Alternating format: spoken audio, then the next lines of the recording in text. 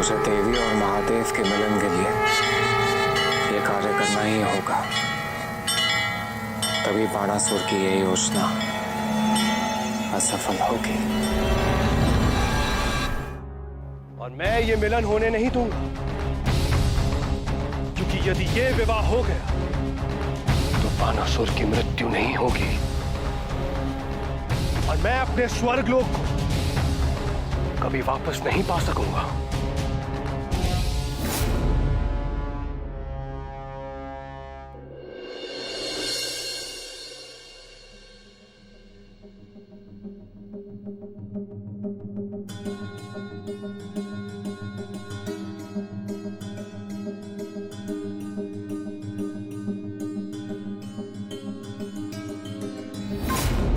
प्रभु, आप किस ध्यान में हैं?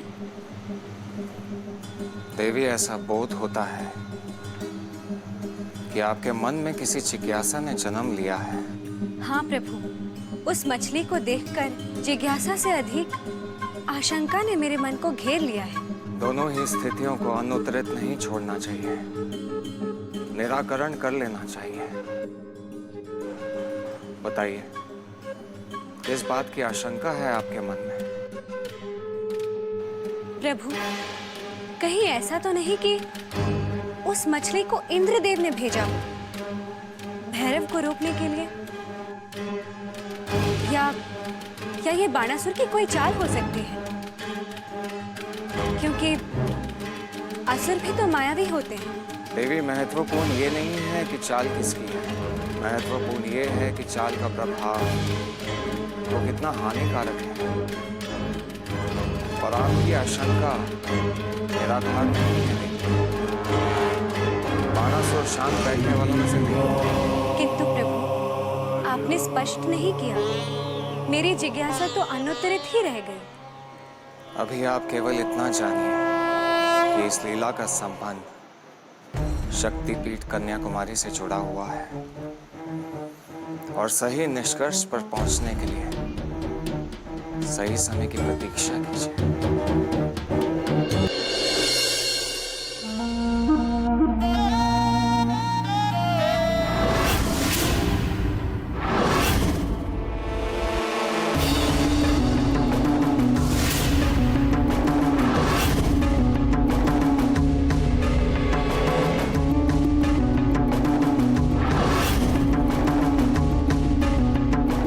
सुंदर है निसंदेह,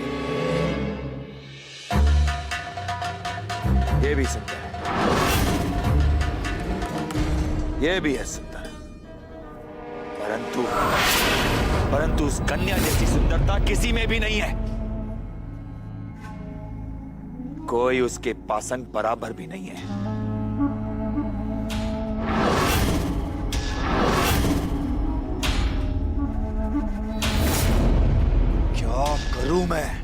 क्या करूं? क्षमा कीजिए महाराज, आप अति शीघ्र इन कन्याओं से विवाह कीजिए और अपनी मृत्यु के कारण का अंत कीजिए। मैं इनसे विवाह नहीं कर सकता सेनापति।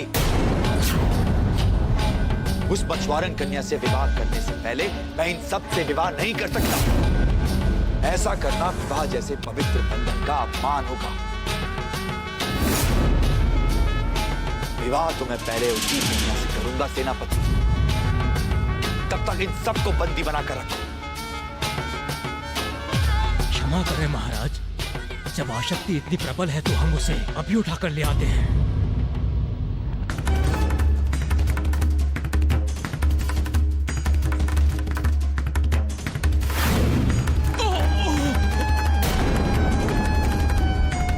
उस कन्या के विषय में दोबारा ऐसी बात कही तो जीवित नहीं छोड़ूंगा। सुंदर है वो सेनापति, बहुत सुंदर है। सुंदरता बल की नहीं, केवल प्रेम की भाषा समझती है। कहकर आया हूं मैं उसे, और 3 दिन का अवसर भी दिया है मैंने उसे अपनी प्रेम की भाषा को समझने के लिए। यदि इन 3 दिनों में उसने मेरी प्रेम की भाषा को समझ लिया तो ठीक, नहीं तो फिर मैं बल का प्रयोग करूंगा सेनापति, और सारे मछुआरे समाज का अंत कर दूंगा मैं। और पट रानी बनाऊंगा उसे। ये मेरी भीष्म प्रतिज्ञा है। तब तक कुछ भी नहीं, केवल प्रतीक्षा।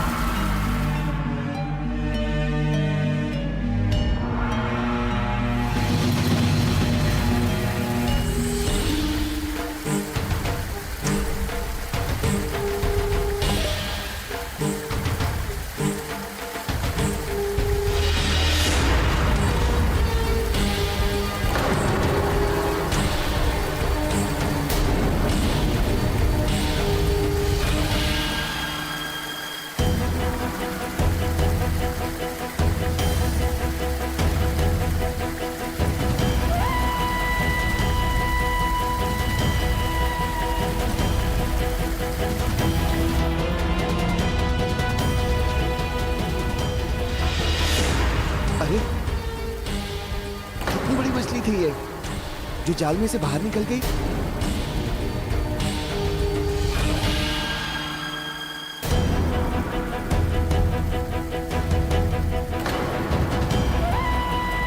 अरे ये मछली नाव के चारों किनारे क्यों घूम रही है? प्रतीत होता है कि ये क्रोध में है।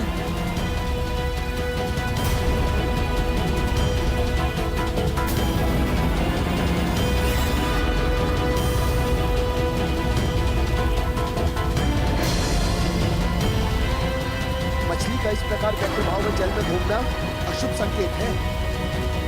सबको बोलो शीघ्र तट पर आ जाए। सब लोग जल्दी बाहर आ जाओ। मछली क्रोध में है, अहित की आशंका है।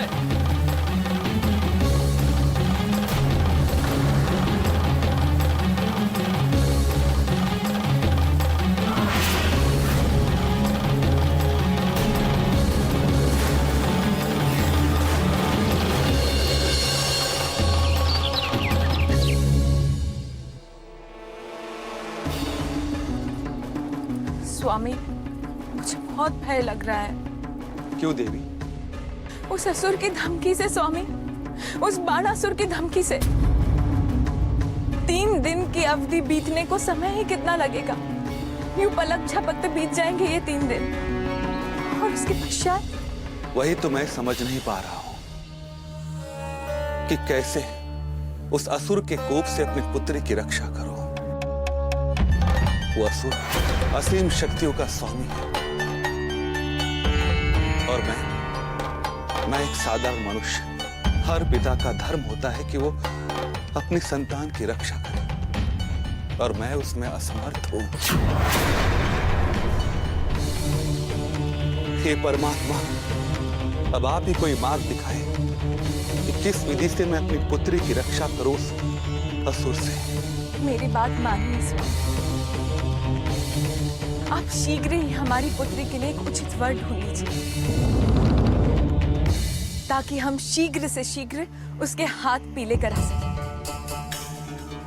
सुना है, सुहागनों के सतीत्व बल के आगे असुर टिक नहीं पाते। हमारी पुत्री सुरक्षित हो जाएगी स्वामी। मैं आपकी बातों से सहमत हूं, किंतु अपनी पुत्री के लिए योग्य वर मिलना भी तो चाहिए, जो उसी के समान बुद्धिमान, तेजोमय और शक्तिमान हो, जो विवाह के पश्चात और योग्य वर संपूर्ण जीवन हमारी पुत्री की रक्षा कर सके। मेरी आत्मा कहती है स्वामी कि विवाह के पश्चात भी हमारी पुत्री पर आई हुई सारी विपत्ति टल जाएगी, अवश्य टल जाएगी। पुत्री आ गई तुम? हाँ पिताजी। माँ, आप किस विपत्ति के टलने की बात कर रही थी? नहीं पुत्री, हम तो बस ऐसी सुख दुख की बातें कर रहे थे। सुख की बात, या मेरे कारण जो आप दोनों को दुख आया है उसकी बात कर रही थी? नहीं पुत्री, तुम्हारे कारण दुख कदापि नहीं। तुम्हारे कारण तो हमारे जीवन में सुख आया है। हाँ पुत्री, तुम्हारे कारण तो हमारा जीवन सुख से भर गया है। नहीं, मैं अच्छी तरह जानती हूँ आप दोनों की चिंता और दुख का कारण केवल मैं ही हूँ। न मैं आपको उस नदी में मिलती और न आज उस असुर के कारण आप दोनों को इतना मानसिक कष्ट होता है। किंतु आप दोनों चिंता मत कीजिए, वो असुर मुझे प्राप्त करना चाहता है ना, तो उसे आने दीजिए, मैं सामना करूंगी उसका। नहीं पुत्री, अब तुम उस असुर के सामने कदापि नहीं जाओगी। माँ, आपकी पुत्री सबल है, वो उस असुर का सामना भली भांति कर सकती है। नारी शक्ति इस संसार की सर्वश्रेष्ठ शक्ति होती है, जिसकी शक्ति के सामने देवों की शक्तियां भी क्षीण हो जाती हैं। फिर ये तो केवल असुर है, आप अपनी चिंता त्याग दीजिए। कितना दुर्भाग्यशाली पिता हूं मैं। उस असुर से अपनी पुत्री की रक्षा करने में असमर्थ हूं। मेरी पुत्री को ही मेरी ढाल बनकर खड़ा होना पड़ रहा है।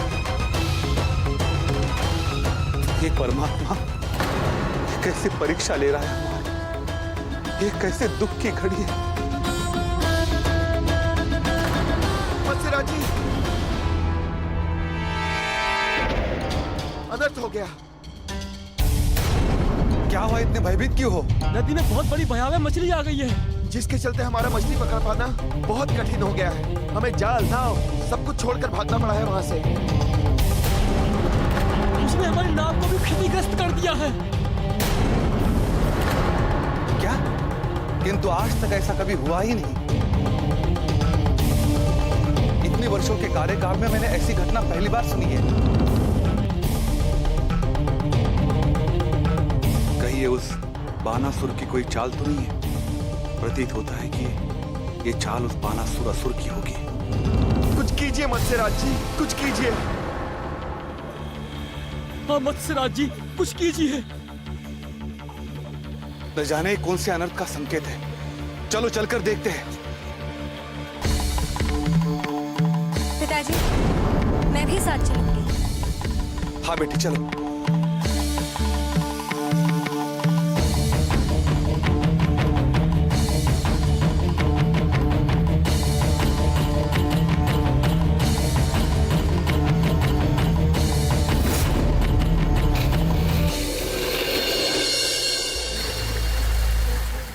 देखिए मत्स्यराज जी, ये वही मछली है। ऐसी भयानक और विशाल मछली मैंने अपने जीवन काल में कभी नहीं देखी। प्रतीत होता है कि ये किसी संकट का संकेत है। मछुआरों भाइयों, हमें सावधान रहना होगा। केवल सावधान रहने से संकट नहीं चलेगा मत्स्यराज जी। संकट से बचने का कोई तो उपाय बताइए। उसका मार्ग तो मुझे भी पता नहीं है। एक मार्ग है पिताजी। कौन सा मार्ग पुत्री? इस मछली को पकड़ना आवश्यक है। किंतु पुत्री, इस मछली को कौन पकड़ेगा? मैं पकड़ूंगी पिताजी। पुत्री तुम? नहीं पुत्री, यदि कुछ हो गया तो मैं अपने आप को क्षमा नहीं कर पाऊंगा। यह असंभव है। पिताजी, इसके अतिरिक्त और कोई विकल्प भी नहीं। आपका आशीर्वाद है मेरे साथ। आप निश्चिंत रहिए, मुझे कुछ नहीं होगा।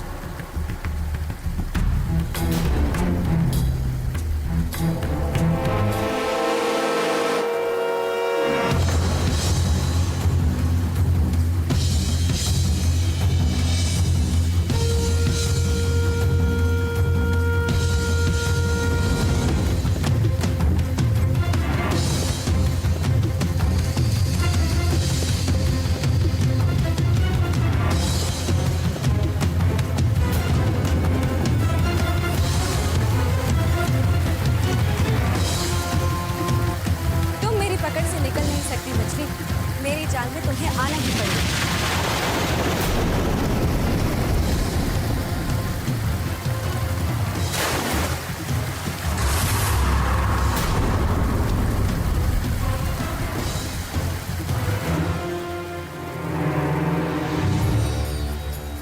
आश्चर्य है कि पहला अवसर है कि कोई मछली मेरे जाल से निकल कर जा रही।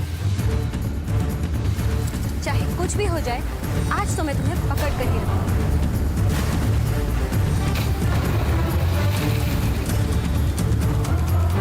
पुत्री संभाल कर।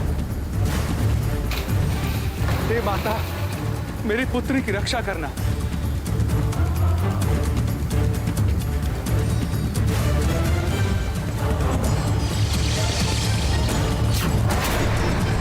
पुत्री,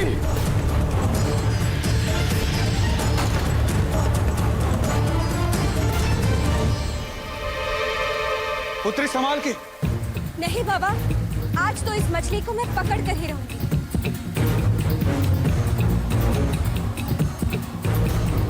मत्स्यराज, मत्स्या का जीवन संकट में है।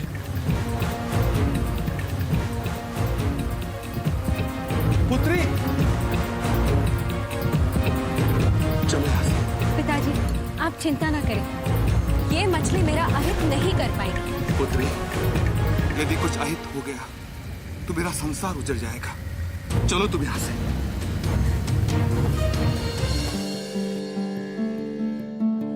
आज एक बात तो सिद्ध हो गई प्रभु। क्या देवी? यही कि आपको मुझसे अधिक आपकी समाधि प्रिय है। आप मुझ पर आरोप लगा रही हैं देवी। नहीं प्रभु, मैं सत्य कह रही हूँ। यदि आपको मेरी चिंता होती तो आप मुझे उस विशालकाय भयानक मछली से बचाने अवश्य आते। मुझे वहां लड़ने के लिए अकेले नहीं छोड़ देते। तनिक सोचिए, मुझे कुछ हो जाता तो? जो स्वयं शक्ति हो उसे कुछ हो जाता। कदापि नहीं देवी, आपको कभी कोई क्षति नहीं पहुंच सकती। असंभव।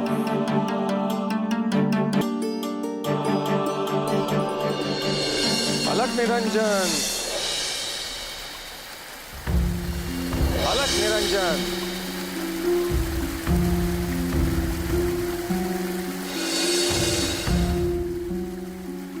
क्या हुआ वत्स? तुम सब लोग इतने चिंतित क्यों लग रहे? हाँ बाबा, मैं चिंतित हूँ। बाबा, इस नदी में एक विशाल और भयानक मछली आ गई है, जिसके कारण हमारा जीवन और आजीविका दोनों संकटग्रस्त हो गई है। अलख निरंजन, मैं कोई भविष्य नहीं करता हूं, केवल माथे की रेखाएं पढ़ता हूं।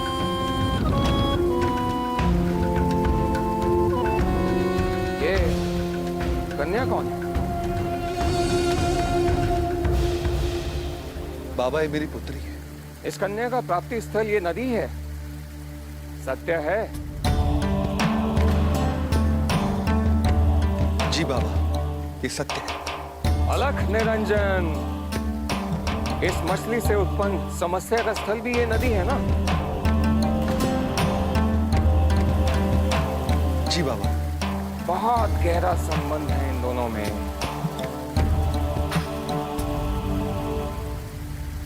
निश्चय ही गहरा संबंध है। इसका क्या अर्थ है बाबा? वही तो इस कन्या की माथे की रेखाएं बता रही हैं। बाबा, इस समस्या से उभरने का कोई उपाय? समस्या से ही समाधान का हल निकलेगा वत्स, क्योंकि समस्या ही समाधान की गर्भस्थली है। बाबा, मैं कुछ समझा नहीं। तुम्हारी प्रमुख समस्या तुम्हारी धर्मपुत्री का विवाह।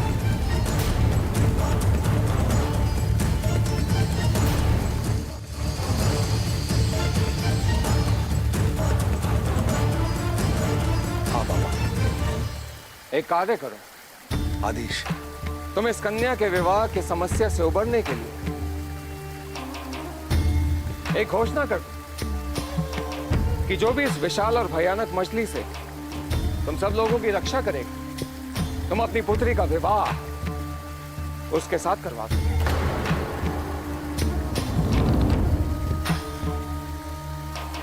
दो समस्याओं का एक ही समाधान। अलख निरंजन, अलख निरंजन। जो आदेश बाबा। मैं ये घोषणा करता हूं कि जो कोई मुझे इस संकट से बचाएगा, उसके साथ मैं अपनी पुत्री का विवाह करा दूंगा।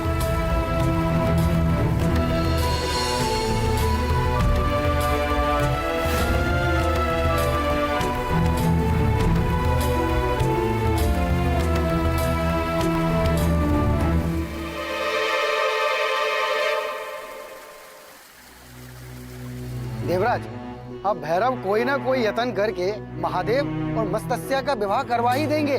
अब आप पुनः स्वर्ग को पाने का सपना छोड़ ही दीजिए। अब इस समस्या का कोई ना कोई समाधान करना ही होगा इंद्रदेव, अन्यथा बाणासुर का वध करना असंभव हो जाएगा। सत्य वचन, नारायण नारायण। हमें इस विवाह में बाधा उत्पन्न करना होगा देव ऋषि। सोच लीजिए देवराज, यदि महादेव कुपित हो गए तो सभी देवताओं को भस्म कर देंगे। नारायण नारायण। आप सत्य कह रहे हैं देव ऋषि, हमें कोई दूसरा समाधान ढूंढना होगा।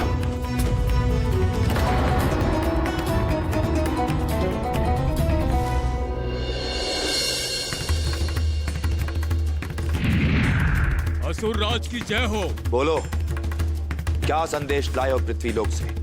असुर राज, पृथ्वीलोक पर नदी में एक विशालकाय मछली आ गई है, जिस कारण मछुआरों का जीवन कष्ट में हो गया है। और मत्स्य राज ने ये घोषणा की है कि जो कोई भी उस विशालकाय मछली को पकड़ेगा, उसके साथ वो अपनी पुत्री का विवाह करेगा। अच्छा,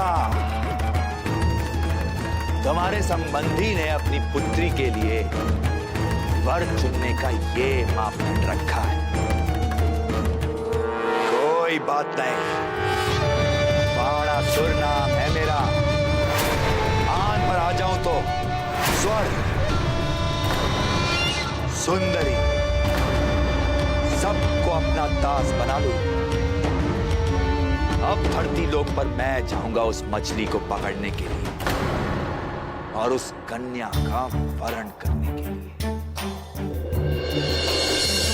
पिताजी, मेरे विवाह की घोषणा सुनकर न जाने कितने मछुआरे आए हैं, किंतु अभी तक कोई सफल नहीं हो पाया उस मछली को पकड़ने में। मत्स्यराज,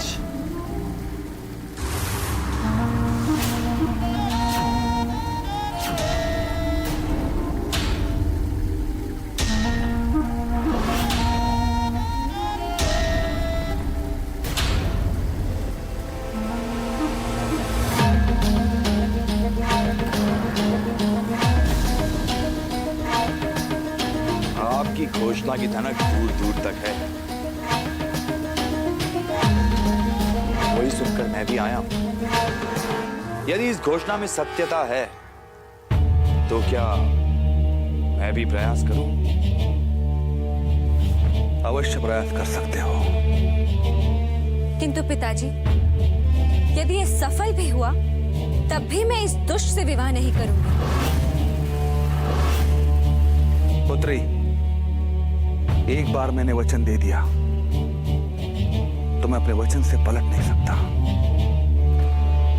किंतु पिताजी, परिणाम नियति पर छोड़ दो। अनुमति है? है।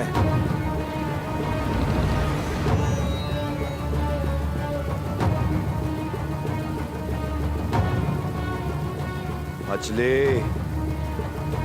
मेरा नाम बाणासुर है।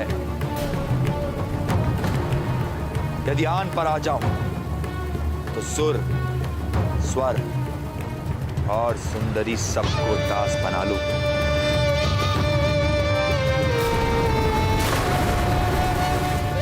बात सुंदरी पाने की है, तुम नहीं बच पाओगे।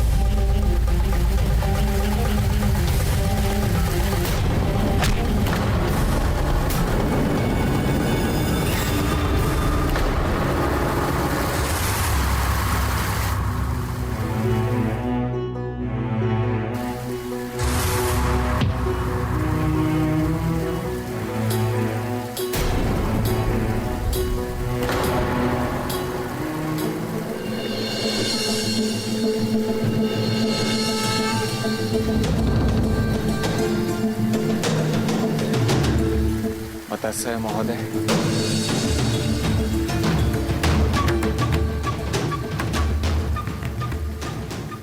यदि आप मुझे अनुमति दें तो इस समस्या का समाधान मैं कर सकता हूं।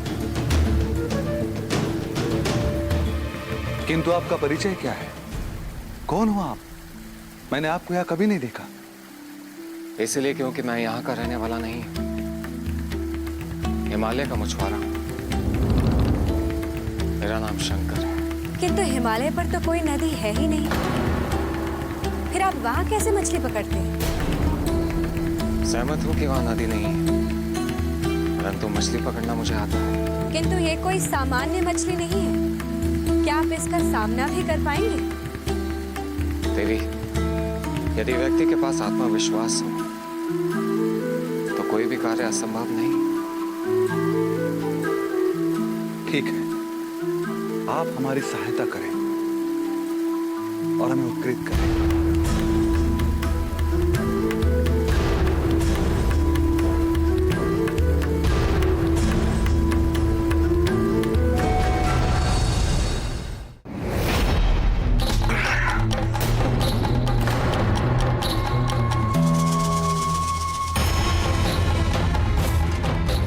कैसी मूर्ता बाणासुर, कन्या के लिए तुमने अपनी मृत्यु का मंत्र दे दिया।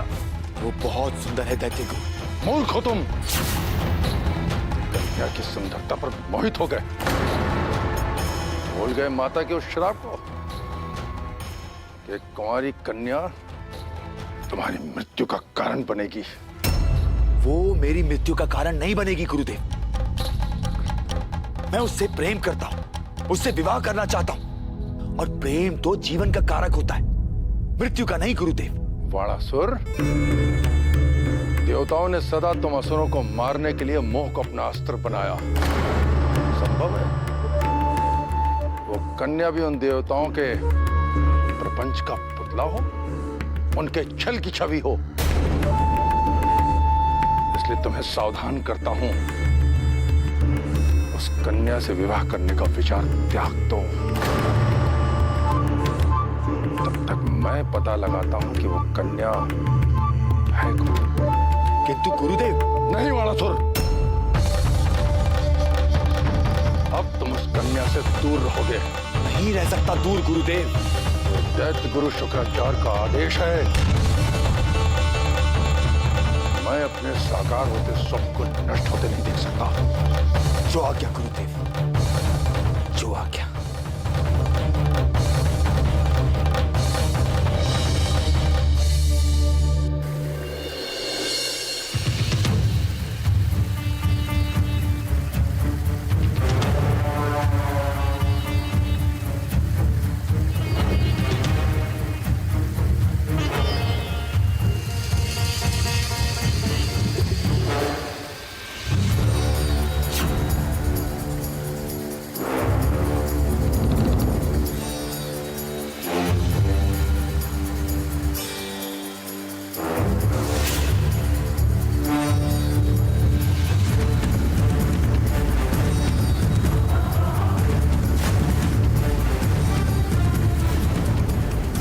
ये सब उपद्रव मैंने आप ही के लिए तो किया था प्रभु। इसके अतिरिक्त कोई अन्य मार्ग नहीं था मेरे समक्ष। कोई भूल हुई तो मैं क्षमा प्रार्थी हूँ प्रभु।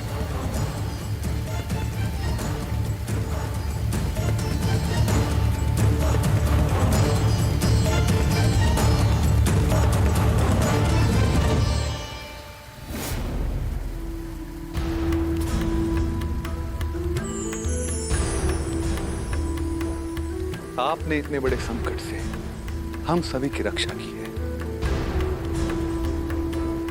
आप ही मेरे पुत्री के वर होंगे और मैं शीघ्र ही अपनी पुत्री का विवाह आपके साथ करूंगा।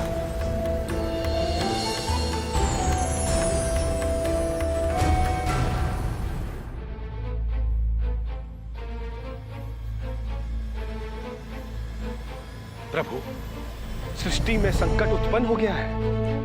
क्या हुआ इंद्रदेव? महादेव मत्स्य कन्या के साथ विवाह करने के लिए तैयार हो गए हैं प्रभु।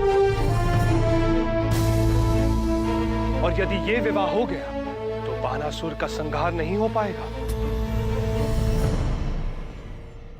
इस विवाह को रोकिए प्रभु, क्योंकि माता पार्वती ही नियत है उस पापी का अंत करने के लिए। महादेव इस तथ्य को जानते हैं इंद्रदेव, आप चिंतित ना हो। मैं जानता हूं प्रभु, महादेव सर्वज्ञ है, अंतर्यामी है, किंतु वे इसके साथ भोले भंडारी भी है। यदि उन्हें इस बात का स्मरण ना रहा तो अनर्थ होने से कोई नहीं रोक सकता प्रभु। ऐसा आभास हो रहा है प्रभु कि महादेव इस बात को विस्मृत कर चुके हैं। तब तो ये स्थिति निश्चय ही चिंतनीय है।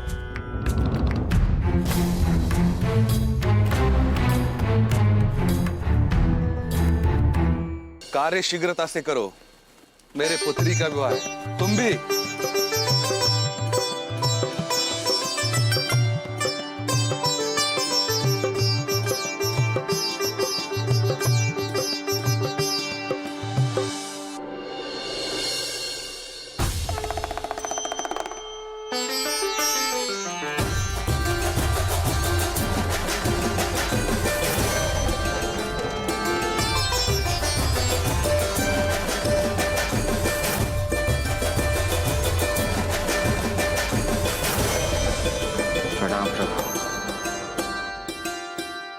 आप सब बहुत ही शुभ घड़ी पर पधारे हैं। आज हमारा पाणी ग्रहण संस्कार है। सम्मिलित होकर आपने विवाह की शोभा बढ़ा दी। महादेव, आप कुछ भूल रहे हैं। क्या भूल रहा हूं? यदि आपका विवाह मत्स्य कन्या के साथ हुआ तो बाणासुर का वध करना असंभव हो जाएगा। नियति ने उन्हें ही माध्यम नियत किया है। मेरी आपसे विनती है महादेव, आप अपने इस विवाह को उस समय तक के लिए स्थगित कर दीजिए। ये तो सत्य कह रहे हैं प्रभु, परंतु अब मैं स्थगित नहीं कर सकता प्रभु। बहुत विलंब हो चुका है। कन्या पक्ष पूरी तैयारी कर चुका है। अब उन्हें मना करने का अर्थ है उनका अपमान करना, जो मैं नहीं करूंगा। आपने मुझे बहुत बड़ी दुविधा में डाल दिया है नारायण।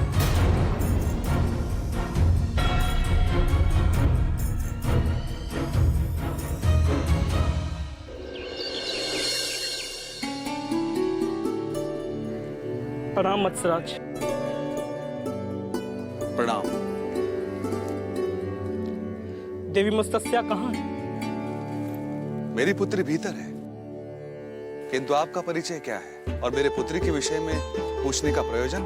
मैं वर पक्ष की ओर से आया हूँ। मुझे उनसे कुछ आवश्यक वार्ता करनी है। क्या मैं उनसे मिलने जा सकता हूँ?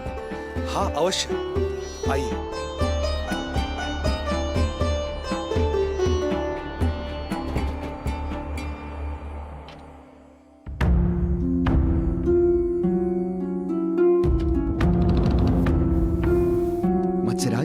बारात अभी तक क्यों नहीं आई? और ये जो आया है, ये कौन है? वर पक्ष की ओर से। पर इसे तो बारातियों के साथ आना चाहिए था। ये अकेले यहाँ क्या करने के लिए आया है? मत्स्यराज, इन्होंने बताया क्या कि बारात कब तक आएगी? वो ऐसा कैसे कर सकते हैं? मैं अभी इसी क्षण उनसे मिलने जाती हूँ। पुत्री कहाँ जा रही हो? पुत्री सुनो तो। पुत्री,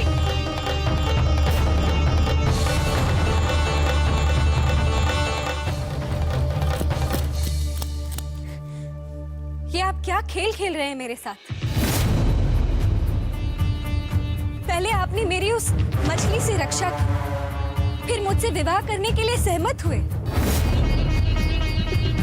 और अब बारात लेकर आने के स्थान पर आप यहाँ श्मशान में तपस्या कर रहे हैं। ये सब क्या है?